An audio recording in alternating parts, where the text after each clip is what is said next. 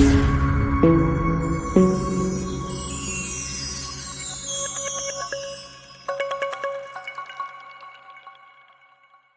Friends, welcome back to it's my flavour. ఈరోజు మన ఛానల్లో వేరుశెనగ గింజలతో కట్లీ చేసుకుందాము. ఏంటి పక్కన స్వీట్ పెట్టి శనగింజలు పెట్టింది అనుకుంటున్నారా? శనగింజలతోనే అండి మనం కట్లీ చేసేది. సేమ్ కాజు కట్లీ ఎలా ఉంటుందో అలా ఉంటుందండి. అసలు వేరుశెనగ గింజలతో చేశారంటే ఎవరు నమ్మరండి. టేస్ట్ కూడా ఏ మాత్రం తగ్గదండి, అంత టేస్టీగా ఉంటుంది ఈ వేరుశెనగ గింజల కట్లీ. ఈరోజు ఈ వేరుశెనగ గింజలతో కట్లీ ఎలా చేస్తారో చూద్దాము. ఛానల్లోకి వెళ్ళే ముందు నా ఛానల్ని ఫస్ట్ టైం ఎవరైనా చూస్తున్నట్లయితే ప్లీజ్ సబ్స్క్రైబ్ చేసుకోండి. ఈరోజు ఈ హెల్తీ ప్రాసెస్ ఎలా చేయాలో చూద్దాం. ఇప్పుడు ప్రాసెస్ చూద్దాం. 1 కప్పు శనగింజలు వేసుకొని మందంగా ఉండే కడాయిలో శనగింజలు వేయించినట్లయితే లోపల వరకు బాగా వేగుతాయి. స్టవ్ లో ఫ్లేమ్లో పెట్టుకొని బాగా వేయించుకోవాలి. మనం చేసే కట్లీ టేస్ట్ మనం శనగింజలు వేయించుకునే విధానంలోనే ఉంటుందండి. స్టవ్ లో ఫ్లేమ్లో పెట్టుకొని పై పక్క రంగు రాకుండా లోపల వరకు వేగేట్టుగా బాగా వేయించుకోవాలి. చూడండి, వేరుశెనగుళ్ళు బాగా వేగాయి, పై పక్క కొంచెం కూడా కలర్ మారలేదు. ఇప్పుడు స్టవ్ ఆఫ్ చేసుకొని వీటి మీద పొట్టు తీసేసుకుందాం. చూడండి, పొట్టు తీసుకున్నాము ఎంత నీట్గా వచ్చిందో. ఇలా పొట్టు తీసుకున్న తర్వాత మిక్సీ జార్లోకి వేసుకొని మిక్సీ పట్టుకుందాము. చూడండి, ఇలా మెత్తగా మిక్సీ పట్టేసుకోవాలి. ఇప్పుడు పల్లీల మిశ్రమం మిక్సీ కొట్టుకున్నాం కదా, ఒక ప్యాన్ పెట్టుకొని పాకం పెట్టుకుందాము. మనం ఏ కప్పుతో అయితే పల్లీలు తీసుకున్నామో ఆ కప్పుతో 3/4 కప్పు షుగర్ తీసుకోవాలి. ఈ షుగర్లోకి కొన్ని వాటర్ యాడ్ చేసుకుందాము.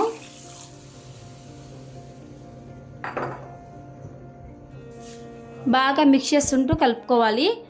వాటర్ మనం కొంచెమే వేసాం కాబట్టి తొందరగా పాకం వచ్చేస్తుందండి. స్టవ్ మీడియం ఫ్లేమ్లో పెట్టుకొని కలుపుకుంటూ బాయిల్ చేసుకోవాలి.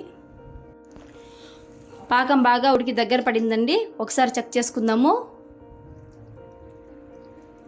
చూడండి, ఇలా సింగిల్ లైన్ వస్తుంది కదా, ఇలా వచ్చినట్లయితే మనకు పాకం రెడీ అయినట్టు. ఒక తీగ పాకం సరిపోతుందండి. ఇప్పుడు మనం మిక్సీకి వేసి పెట్టుకున్న శనగింజల పొడి ఉంది కదా, ఇది యాడ్ చేసుకుందాము.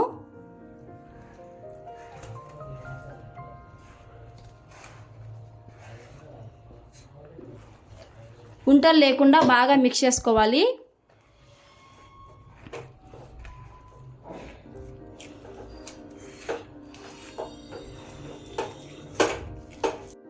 ఇలా బాగా మిక్స్ చేసుకున్న తర్వాత ఖచ్చితంగా లో ఫ్లేమ్లోనే పెట్టుకొని మిక్స్ చేసుకుంటూ ఉండాలి, లేదంటే అడుగంటుతుందండి. ఒక 5 నిమిషాలు బాగా కుక్ చేసుకోవాలి ఇలా మిక్స్ చేసుకుంటూ. పెనానికి అంటుకోకుండా సపరేట్ అవుతుంది కదా. ఇప్పుడు ఒక 1/4 కప్పు పాల పొడి వేసుకుందాము. మిల్క్ పౌడర్ అండి.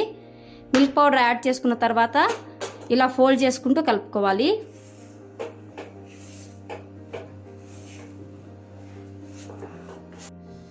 చూడండి, పాల పొడి వేసుకొని బాగా కలుపుకున్నాము. మిక్చర్ ఇలా గట్టిపడింది కదా. ఇప్పుడు దీంట్లోకి 1 స్పూన్ యాలకుల పొడి వేసుకుందాము. ఒక 2 స్పూన్ల నెయ్యి యాడ్ చేసుకుందాము. బాగా కలుపుకోవాలి. చూడండి, బాగా మిక్స్ చేసుకున్నాము. పెనానికి ఒక్క రవ్వ కూడా అంటకుండా చూడండి ఎంత బాగా వచ్చేసిందో. ఇప్పుడు స్టవ్ ఆఫ్ చేసుకుందాము. స్టవ్ ఆఫ్ చేసి చల్లారి పెట్టుకునేటప్పుడు కూడా అలానే వదిలేయకూడదండి. ఇలా మిక్స్ చేసుకుంటేనే చల్లారి పెట్టుకోవాలి. గోరువెచ్చగా అయ్యేంత వరకు ఖచ్చితంగా ఇలా మిక్స్ చేసుకుంటూనే చల్లారి పెట్టుకోవాలి. నేను చేసేది నాన్ స్టిక్ ప్యాన్ అండి, అందుకే నేను ప్యాన్లోనే ఇలా తిప్పుకుంటున్నాను. ఒకవేళ ప్యాన్ లేని వాళ్ళైతే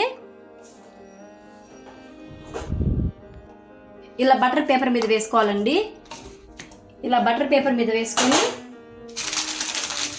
ఇలా ఇలా ఇలా ఫోల్డ్ చేసుకుంటూ ఇలా ఫోల్డ్ చేసుకోవాలండి. చూడండి, మనం ఇలా ప్రెస్ చేసుకునే కొద్దీ పిండి చల్లారుతుంది, బటర్ పేపర్కి అంటుకోకుండా వస్తుందండి. మిశ్రమం గోరువెచ్చగా అయింది. ఇప్పుడు ఇదే బటర్ పేపర్ మీద ఇంకొక బటర్ పేపర్ని ఇలా వేసేసుకొని వీలైనంత స్ప్రెడ్ చేసుకోవాలి.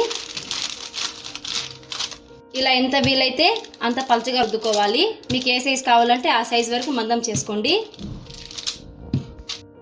చూడండి, వీలైనంత దూరం బాగా స్ప్రెడ్ చేసుకున్నాము. నేను బేకరీ స్టైల్లో చేయడానికి ఎడిబుల్ సిల్వర్ షీట్ అండి, సిల్వర్ షీట్ని వేసుకుంటున్నాను. ఇప్పుడు ఈ పీసెస్ని డైమండ్ షేప్లో కట్ చేసుకుందాం. డైమండ్ షేప్లో బాగా కట్ చేసుకున్నాము. నేను కొంచెం డెకరేషన్ కోసము లైట్గా కుంకుమ పూసి స్ప్రెడ్ చేసుకుంటున్నాను. ఇప్పుడు కట్ చేసి పెట్టుకున్న ఒక్కొక్క పీస్ని చూపిస్తాను చూడండి ఎంత బాగా వచ్చిందో. ఇలా ఈ పీసెస్ అన్నిటిని ప్లేట్లోకి సర్వ్ చేసుకుందాము.